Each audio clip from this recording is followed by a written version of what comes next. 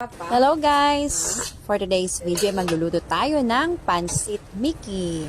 Sabi nga nila, ang pansit ay pampahaba daw ng buhay.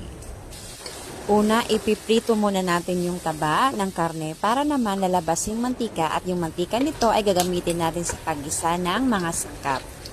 Ayan, marami ng mantika. First, igisa natin sa ahos, tapos bombay, red bell pepper, at isunod na natin yung karne.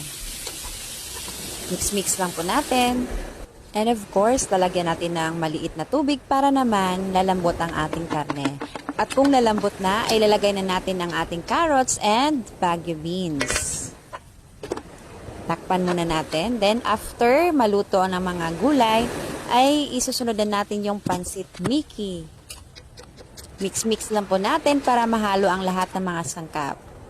Tapos, lagyan natin ng soy sauce